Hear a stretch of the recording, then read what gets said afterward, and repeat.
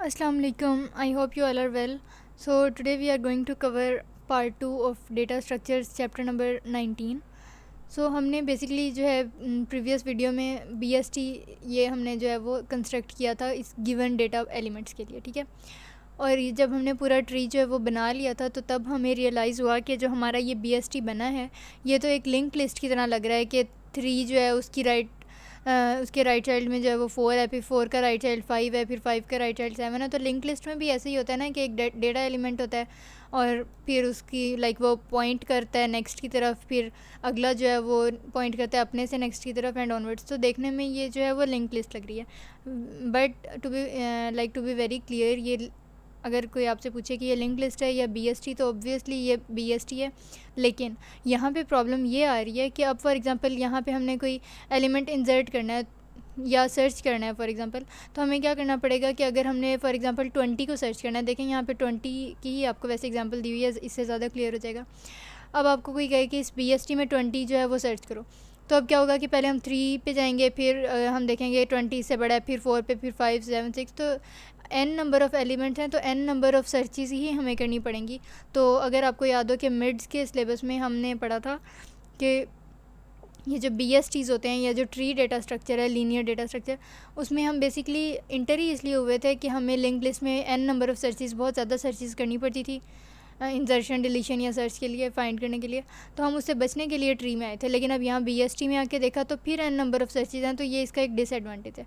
उस डिसएडवांटेज से बचने के लिए यहाँ पे जो है वो AVL ट्री जो है इसकी ये पिक्चर में राइज हुआ, ठीक है। अच्छा, अब AVL ट्री की डिस्कशन करने से पहले यहाँ पे आप लोगों ने 2-3 MCQs के पॉइंट ऑफ व्यू से चीज़ें देख लेनी है। यहाँ पे देखें ये जो लिखा हुआ है log 2 of 100,000 या log 2 of 1 lakh, इसमें क्या होता है कि अगर लिंक लिस्ट है तो 100,000 एलिमेंट्स की अगर लिंक लिस्ट है तो आपको कोई नंबर अगर उसमें फ़ाइंड करना है, सर्च करना है, तो उसके लिए 100,000 सर्चेस करनी पड़ेंगी। उसके कंपैरिजन में अगर आपके पास BST है, कोई बाइनरी सर्च ट्री, या सिंपली अगर मैं कहूँ कि कोई ट्री है, डेटा स्ट्रक्चर है आपके पास, तो log 2 of 100,000 हम लेंगे जिसकी वैल्यू आती है आपके पास ऑलमोस्ट 20। तो ये जो है वो बेसिकली लिंक लिस्ट की जगह BSTs को यूज़ करने का फ़ायदा था, ठीक है। एक ये MCQ के पॉइंट ऑफ व्यू से हो गया। एक आपने यहाँ पे ये याद रखना है, देखें, if you have a tree of depth D, there will be a need of 2 raise to power D+1 -1 data items.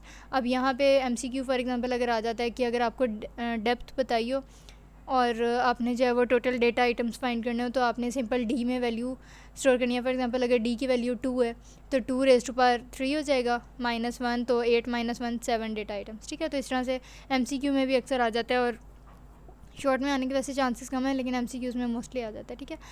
तो ये सारा कुछ जो है वो था कि लिंक लिस्ट का हमने कंपैरिजन किया, और बाइनरी सर्च ट्री को हमने कैसे कंस्ट्रक्ट करना है डेटा आइटम्स जो हमें गिवन है उनके पॉइंट ऑफ व्यू से। तो अक्सर शॉर्ट में इस तरह भी आ जाता है, आपके पास एरे दी होगी एलिमेंट्स की, जैसे यहाँ पे मेंशन थी ये रही, इस तरह दी होगी, और आपको कहा जा सकता है कि इसके लिए BST कंस्ट्रक्ट करें, तो आपने पहले एलिमेंट को रूट बनाना है और फिर अगले हर एलिमेंट का देखते जाना है कि ये छोटा है बड़ा है, अगर छोटा है तो लेफ़्ट चाइल्ड बना दें और अगर बड़ा है तो राइट बना दें, ठीक है।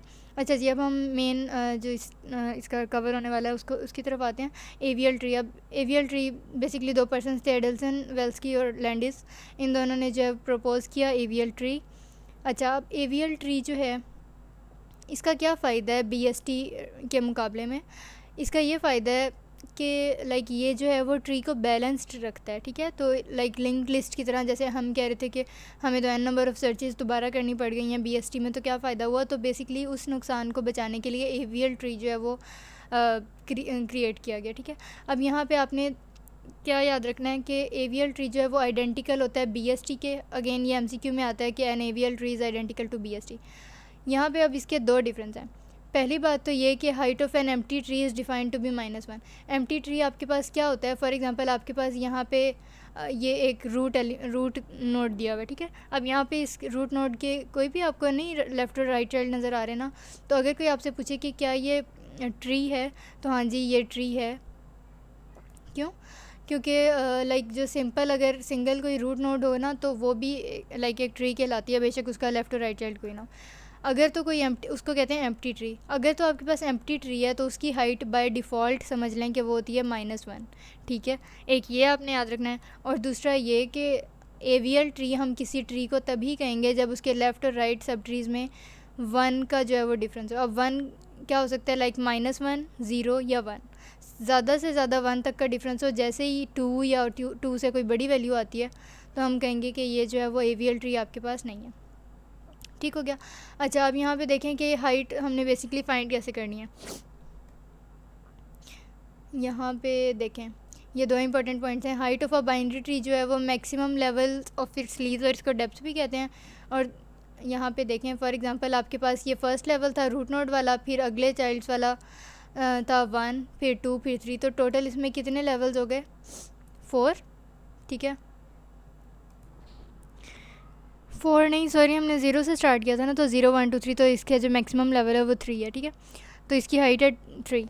अब यहाँ पे एक और टर्म है, यहाँ पे देखें, बैलेंस ऑफ अ नोड, ये मेन है AVL ट्री में। बैलेंस ऑफ अ नोड क्या होता है कि लेफ़्ट सब ट्री में से माइनस कर दें राइट सब ट्री की हाइट, तो वो होती है बैलेंस ऑफ नोड। और किसी भी बैलेंस्ड ट्री के लिए ये ज़रूरी है कि ये जो बैलेंस ऑफ नोड है ना, ये 1, 0 या -1 हो, इससे ज़्यादा ना हो। ठीक है, तो अब फॉर एग्जांपल अगर हम यहाँ पे देखें इसकी क्या वैल्यू थी, लाइक यहाँ पे देखें ये रूट नोड है ना, इसका लेवल है 0।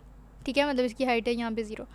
अब हमने कंपेयर करना है इसके लेफ़्ट और राइट चाइल्ड्स को, राइट सब ट्रीज़ को। अब यहाँ पे जो लेफ़्ट सब ट्री है, अब इसकी मैक्सिमम वैल्यू आपके पास देखें कहाँ है मैक्सिमम तक, ये देखें इसके लेफ़्ट सब ट्री में जो लास्ट नोड है वो किस लेवल पे मौजूद है, 3, तो इसकी हाइट है 3। और इसकी अगर हम राइट चाइल्ड की बात करें तो वो एक ही है, और वो किस लेवल पे है, 1 पे। तो 3 - 1 क्या हो गया, 2। तो हमने तो कहा था कि AVL ट्री होने के लिए ज़रूरी है कि जो मतलब बैलेंस ऑफ नोड्स है वो 1, 0 या -1 हो, इससे ज़्यादा नहीं होना चाहिए। और यहाँ आपके पास डिफरेंस 2 आ गया, तो इसलिए ये AVL ट्री नहीं है। ठीक है, इसी तरह से यहाँ पे अगर देखें, फॉर एग्जांपल ये रूट नोड है, इसका जो लेफ़्ट सब ट्री है उसमें सबसे आखिरी नोड, सबसे नीचे वाला नोड किस लेवल पे मौजूद है, 3 पे। उसके बाद इसका राइट वाला देखें, राइट वाला सबसे लास्ट जो है वो 2 पे मौजूद है, तो 3 - 2 आपके पास क्या हो गया, 1। तो इसका मतलब है कि ये AVL है। अब उसके बाद अब फॉर एग्जांपल यहाँ पे आपने ये बात याद रखनी है MCQ के पॉइंट ऑफ व्यू से कि AVL ट्री, अगर हमने किसी ट्री को प्रूव करना हो कि ये AVL ट्री है या नहीं, तो उसके लिए ये नहीं होता कि आप सिर्फ रूट नोड के लेफ़्ट और राइट को कंपेयर कर लें और आपका काम हो जाएगा कि पता चल गया कि AVL है या नहीं। AVL ट्री या जो भी गिवन ट्री होगा उसके हर नोड को कंपेयर करना होगा आपने टर्न बाय टर्न कि वो क्या AVL की कंडीशन पूरी कर रहा है या नहीं। ठीक है, तो खाली एक रूट नोड की कंडीशन पूरी कर देने से आपका ट्री AVL ट्री नहीं कहलाता, बल्कि आपने every node of the given tree जो है वो आपने ट्रेवर्स करना होता है, देखना होता है कि क्या उसके लाइक बैलेंस ऑफ नोड है जो वो 1, 0 या -1 में से कुछ है या उससे ज़्यादा है। ठीक है, तो फिर हम डिसाइड कर सकते हैं। अब हमें रूट का तो पता चल गया। अब यहाँ पे देखें, नेक्स्ट आ जाएँ 2 पे। अब 2 का जो लेफ़्ट है, लाइक लेफ़्ट चाइल्ड है, वो किस लेवल पे मौजूद है, ये देखें 2 पे। अब इसका जो राइट चाइल्ड है वो मैक्सिमम किस लेवल पे है, ये देखें इसका क्या लेवल है, 3। तो 3 - 2 या 2 - 3 कर लें तो ये -1 आपके पास वैल्यू आ गई, तो ये वैलिड वैल्यू है। ठीक है, इसी तरह से अब 7 है। 7 जो है वो एम्प्टी ट्री, लाइक इसके कोई लेफ़्ट और राइट चाइल्ड नहीं है। अगर हम इसको रूट नोड बनाएं एक लिहाज से, तो इसके कोई लेफ़्ट राइट चाइल्ड नहीं है, तो एम्प्टी चाइल्ड जो एम्प्टी ट्री जो होता है हम उसकी वैल्यू पहले ऊपर बाय डिफ़ॉल्ट पढ़ के आए हैं, जो कि -1 होती है। तो आपने एक तो ये याद रखना है कि कोई ट्री अगर आपको दिया हुआ है और आपसे कहा जाए कि बताएं कि ये AVL ट्री है या नहीं है, तो आपने क्या करना है कि आपने हर नोड का मतलब बैलेंस ऑफ नोड जो है वो चेक करना है। अगर तो वो 1, 0 -1 होता है तो वो AVL ट्री है, अदरवाइज़ वो AVL ट्री नहीं है, वो बस सिंपल बाइनरी सर्च ट्री है आपके पास। ठीक है, एक तो ये हो गया। दूसरा ये कि हर नोड को ही आपने कंपेयर करना है, खाली रूट नोड को नहीं करना, ये हो गया। थर्ड ये कि एम्प्टी ट्री जो है आपके पास उसकी वैल्यू होती है आपके पास बाय डिफ़ॉल्ट -1। ठीक है, उसके अलावा इसमें MCQs के पॉइंट ऑफ व्यू से इस तरह आ जाता है कि फॉर एग्जांपल ये अगर आपके पास MCQ में बना हुआ है तो वो कहेंगे कि रूट नोड लाइक जो नोड 4 है इसका बैलेंस बताएं, तो आपने लेफ़्ट में से राइट यानी कि 0 माइनस कर देना और आपने कहना है कि ये इसका बैलेंस है। ठीक है, या बैलेंस ऑफ नोड है। So that was all about lecture number 19। इसमें अगर कोई क्यूरी रह गई हो तो you can always drop a comment, and if you are new to my channel then don't forget to subscribe and hit the bell icon. Thank you.